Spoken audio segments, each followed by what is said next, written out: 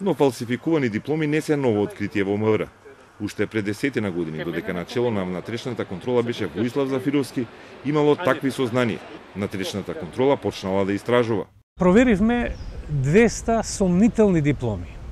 Од тие 200 сомнителни дипломи излезе дека 125 се фалсификувани, односно купени и пуштени во Министерството за внатрешни работи како валидни. Од таму прифатени и сите тие 125 службеници си извршуваа разноразни задачи на позиции каде што беа поставени. Меѓу нив имаше и главни инспектори, меѓу нив имаше и одредени раководители, па дури имаше и полицајци кои си купиле една година од средно училиште за да имаат 4 годишно средно училиште. Дел од полицајците со фалсификат се уште се во полиција, тврди Зафировски, иако не знае со сигурност колку кривични пријави завршиле со пресуда. 125 кривични пријави поднесовме до јавното обвинителство, меѓутоа за жал исходот кој лично не се сеќавам, не ми е познато, но она што сигурно можам да го потврдам, тоа е дека дел од тие и ден денес се на високи позиции во Министерството за внатрешни работи.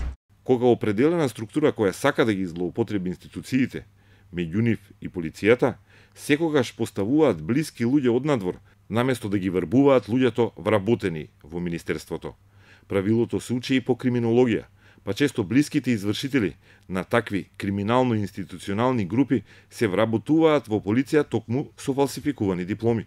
Организираните криминални групи многу тешко може да регрутираат веќе постоечки вработени кадри во Министерството, туку тие секогаш се наслонуваат на своји кадри, кои што они ги имаат и ги инфилтрираат по институциите. Било да е тоа Министерството за внатрешни работи, било да е тоа другите министерства, се со цел за они полесно да може да си остваруваат својата функција во во сите оние ситуации, перење на пари, трговија со дрога, трговија со оружје, проституцијата. Не се само полицајците на мета на своите колеги. Пред 2 месеци беше уапсен советник од кабинетот на министерот Оливер Спасовски. Полицијата го сомничи дека на лекарка која била под посебни истражни мерки и кажал дека полицијата ја истражува за мито. Советникот беше суспендиран, но обвинителството и 2 месеци подоцна уште не отворило истрага.